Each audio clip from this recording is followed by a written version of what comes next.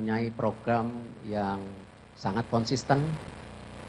Kita bisa lihat bagaimana keseriusan kita membangun tim nasional putri, juga kejuaraan-kejuaraan untuk U17, U19.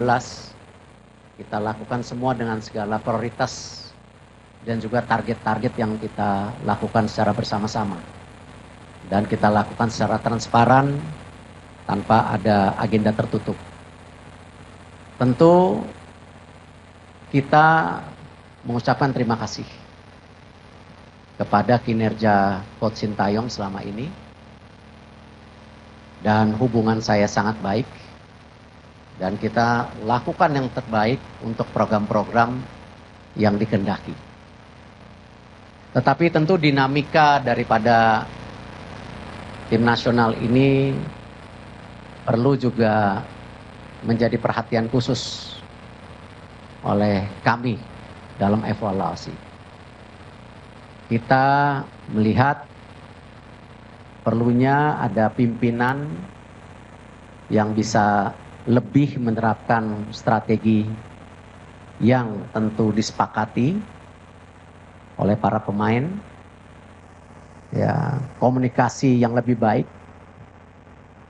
dan tentu implementasi program yang lebih baik juga secara menyeluruh untuk tim nasional. Dan Pak Marji sudah ketemu Coach Sintayong tadi pagi, dan Coach Sintayong sudah menerima ya surat menyuratnya. Nanti tentu ada proses yang berikutnya mengenai hubungan kita yang sudah berakhir, dan saya mengucapkan sekali lagi terima kasih. Dan kami sudah mendapatkan calonnya. Nanti juga kita undang semua media untuk press conference berikutnya di tanggal 12 nanti.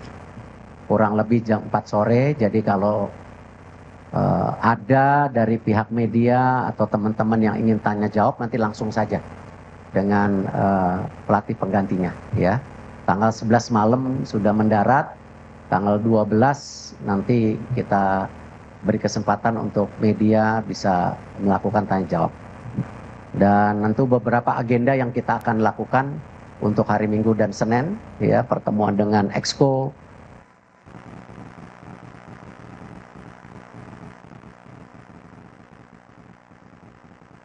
pertemuan dengan Menpora, kunjungan mengenai fasilitas yang kita ini yang dipergunakan.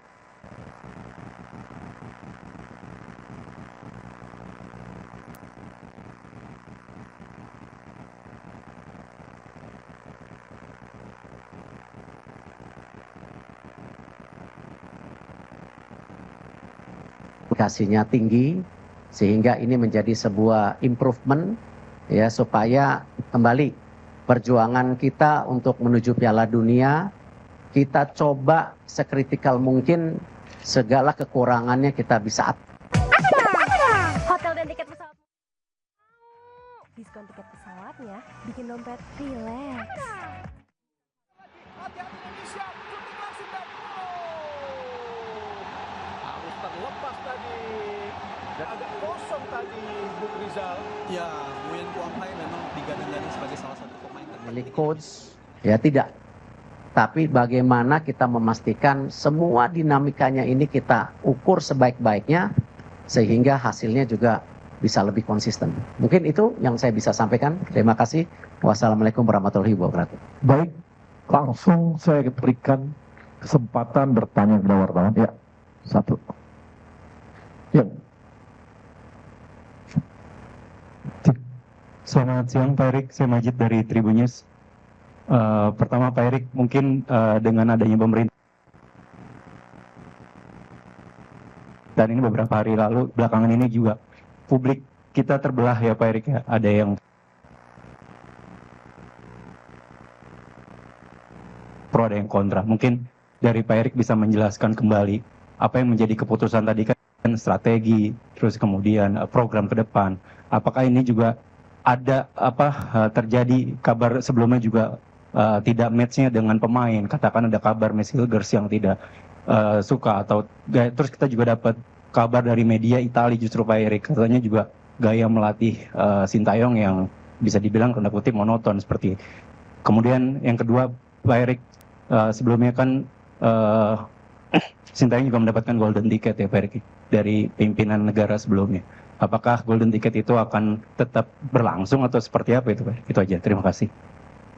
Ya tentu mengenai golden visa saya nggak bisa menanggapi, itu kan memang bagian dari bukan tupoksi kami gitu. Sama juga saya tidak bisa menanggapi tulisan media yang ada di luar negeri seperti Gulf, Tuto, Euro Reporter dan lain-lain. Ya tentu mereka punya penilaian sendiri dan saya rasa mereka punya pandangan sendiri. Saya juga nggak mau komen dengan hal-hal seperti itu.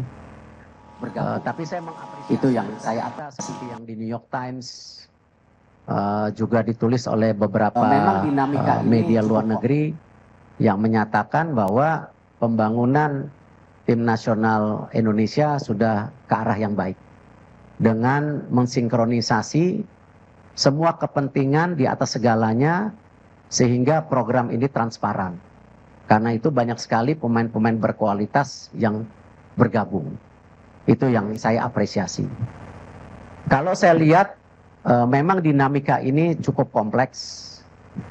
Kalau saja waktu itu kita mengambil keputusan yang tergesa-gesa mungkin kurang baik juga. Tetapi kita sudah dirasakan sejak pertandingan, bahkan sebelum pertandingan Indonesia melawan China. Ya, cuman waktunya terlalu mepet waktu itu. Waktunya terlalu mepet dan ya yang terbaik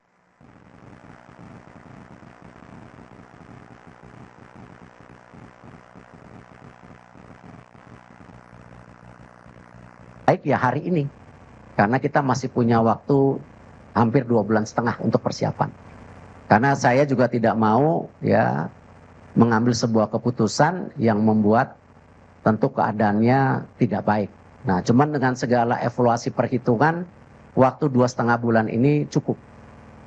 Ya, tidak tergesa-gesa hanya pada saat waktu dinamika yang terjadi Indonesia lawan China waktu itu. Itu yang saya bisa sampaikan. Ya, Mbak. Terima kasih, saya Fitrianto dari Republika. Pak Erick, apakah keputusan ini berkaitan dengan keselarasan dengan pemain-pemain naturalisasi yang mungkin kurang begitu baik dengan STY sehingga harus diganti di menjelang 2 bulan laga selanjutnya? Menurut saya sama saja. Tapi kalau kita lihat sekarang dengan banyaknya di tim nasional yang bermain di luar negeri, tentu dinamika daripada masing-masing individu itu menjadi perhatian. Dan kalau kita lihat nanti salah satunya di tanggal 12 malam rencana ada pertemuan pemain-pemain tim nasional kita yang berkarir di Liga Indonesia untuk bertemu pelatih baru. Ya, kita nggak mau beda-bedain itu, tetapi perlu dinamika yang terjadi di komunikasi ini harus lebih merata. Ya, jadi tidak ada pemain juga yang terjebak pemain ini baik, pemain ini kurang. Menurut saya itu bukan judgement yang baik. Ya, tetapi kita harus melihat tim ini sebagai sebuah komposisi yang satu. Sama. Di sepak bola itu yang paling berat ya memang intangible atau sesuatu yang tidak terukur. Salah satunya ya teamwork itu. Kekompakan antara pemain, pelatih, ya PSSI dengan tim, PSSI dengan pelatih itu paling dinamika yang tentu menjadi tolak ukur yang tidak mudah diprediksi. Tetapi yang tadi saya sampaikan, kalau kita coba sebaik-baiknya, paling tidak titik-titik ini kita bisa kurangi gitu. Ya salah satunya komunikasi yang saya sampaikan tadi, ataupun bagaimana tactical issue yang seperti ditulis oleh beberapa media Eropa, tetapi itu tidak menjadi judgement, ya, tetapi itu menjadi bagian evaluasi. Gitu. Ya.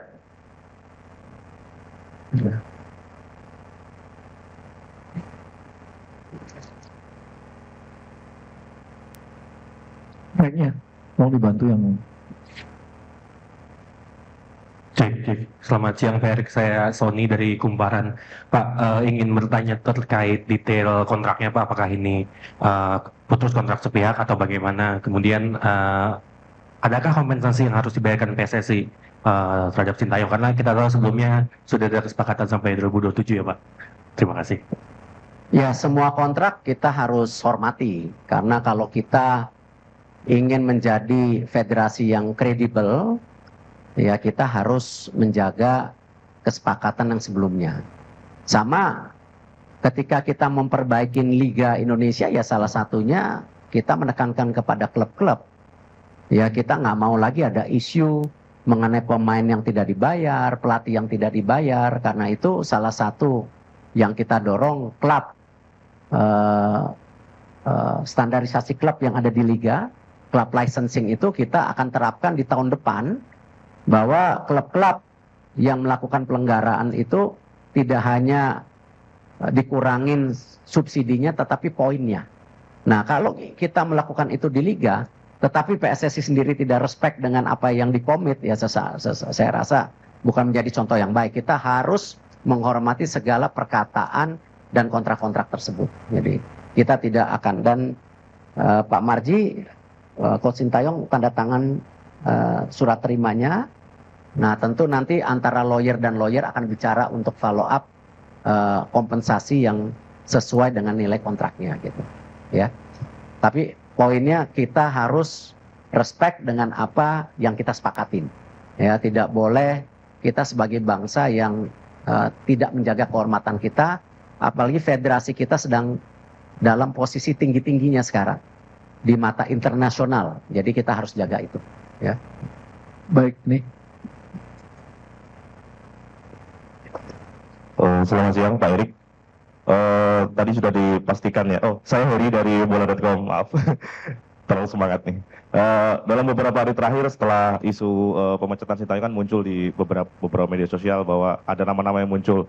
Ada yang menyebut Patrick Kluivert, ada yang menyebut ini itu. Mungkin bisa dipastikan siapa Pak penggantinya Sintayong di timnas Indonesia. Kemudian kedua untuk Pak Marji, tadi pagi disebutkan Pak Marji bertemu dengan Coach Sin. Mungkin apa yang disampaikan Pak Marji kepada Coach Sin mungkin, dan apa yang disampaikan Coach Sin kepada Pak Marji bisa diceritakan.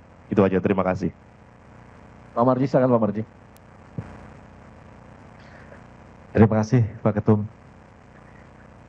Saya perlu sampaikan berkaitan dengan pertemuan saya dengan Coach Sin. Alhamdulillah semuanya berjalan dengan baik, smooth, tidak juga ada persoalan apa-apa.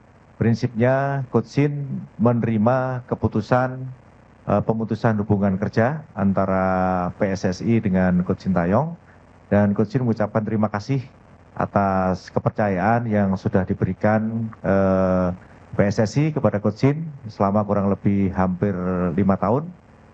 Dan pesannya Coach Sin mudah-mudahan timnas bisa lolos ke Piala Dunia. Itu aja. Pak. Untuk pelatih-pelatih yang diinterview memang ada 3 nama waktu itu, dan juga berikut beberapa asisten sebagai opsi untuk pendamping pelatih. Karena kita yakini tidak ada pelatih yang sempurna, pasti masing-masing pelatih punya kekurangan. Nah memang salah satu kandidat yang saya interview yang namanya disebutkan tadi, tapi daripada menebak-nebak, kan tadi saya bilang tanggal 11 sampai tanggal 12 nanti ada press conference jam 4. Lebih baik media bisa bertanya langsung kepada pelatih yang tentu kita sudah sepakati gitu. Oke, yang pojok. Halo, selamat siang. Saya Dwiki dari BBC Indonesia. Saya mau bertanya, kan pergantian pelatih ini kan ada di tengah-tengah pada saat kualifikasi Piala Dunia yang sedang sebenarnya dalam posisi yang positif gitu ya. Sempat ada pemikiran nggak dari Pak Ketum dan juga tim PSSI keseluruhan bahwa jika mengganti pelatih di tengah jalan seperti ini akan menjadi blunder besar bagi PSSI? Seperti itu. Terima kasih. Saya rasa hal yang biasa. Memang untuk posisi kualifikasi Piala Dunia ini juga banyak negara-negara mengganti pelatihnya. tinggal dihitung resikonya. Makanya tadi saya ceritakan kejadian di China itu sebelum pertandingan bahkan sudah terjadi dinamika yang cukup tinggi.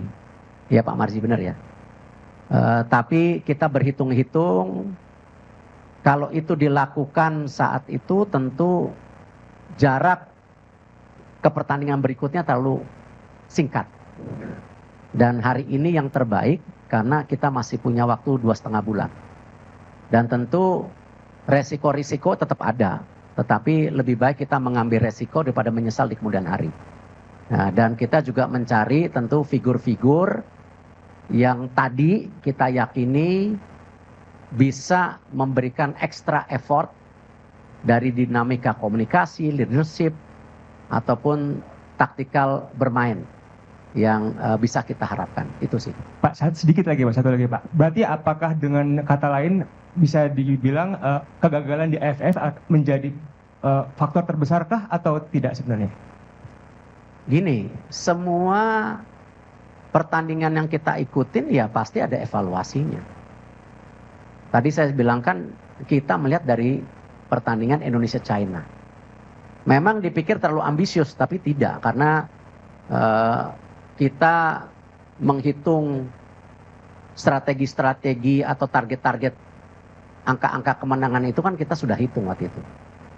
Ya, gimana kalau kita waktu itu kalah dengan Saudi? Ada press conference hari ini nggak? Ya, nggak usah diomongin, udah pasti gagal Piala Dunianya. Karena poinnya sudah tidak ada. Justru di 4 pertandingan berikutnya ini ya kita berharap kita menimba poin gitu. Jadi sekecil apapun yang menjadi tentu ini kita harus perbaikin. Itu yang kita harapkan. Ya, Ya, pojok. Ini alhamdulillah. Yang itu, yang pojok, pojoknya.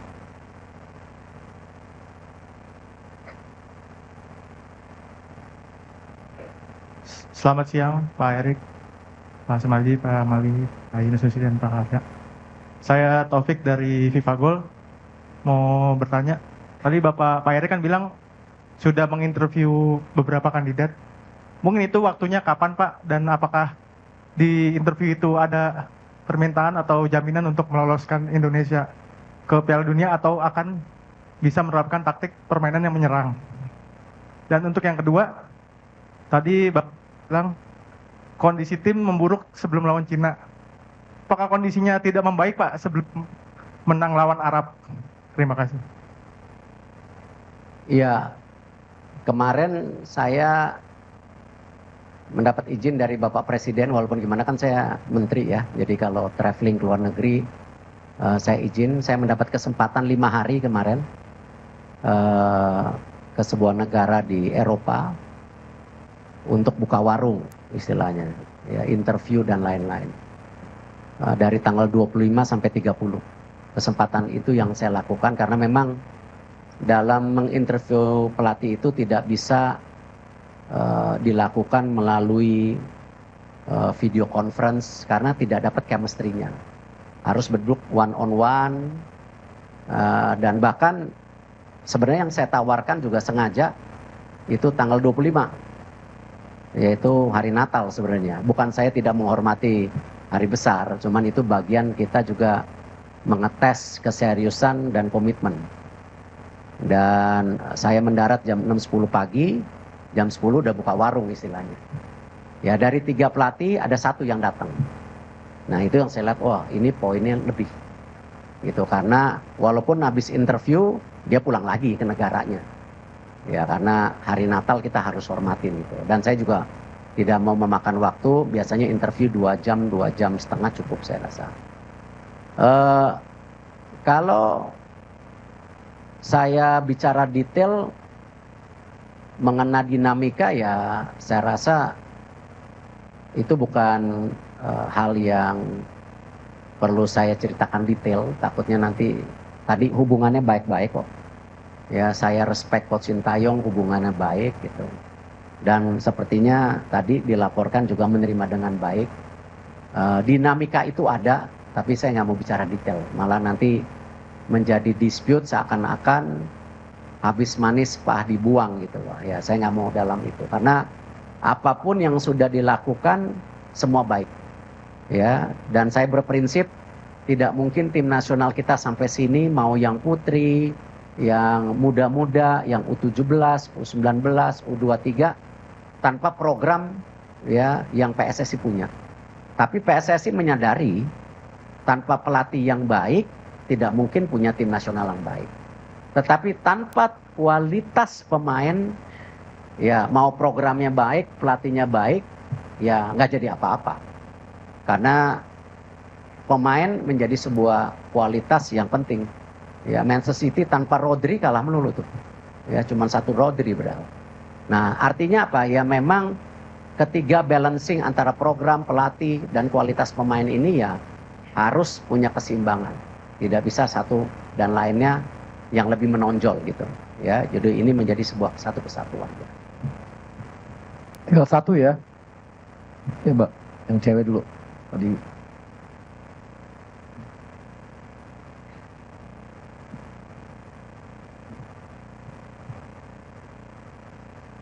Assalamualaikum warahmatullahi wabarakatuh. Siang Pak, Niar dari RRI.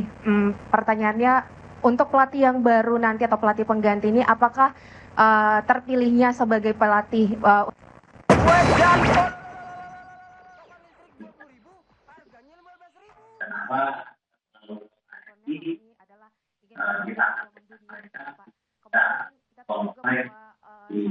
Sintayong tidak hanya memegang timnas senior, tapi beliau juga memegang timnas under 23 yang kita tahu akan beberapa waktu ke depan juga mungkin ada agendanya tertentu. Apakah nanti akan ada pelatih ad interim atau mungkin yang pelatih baru ini juga akan memegang tanggung jawab yang sama begitu? Terima kasih Pak.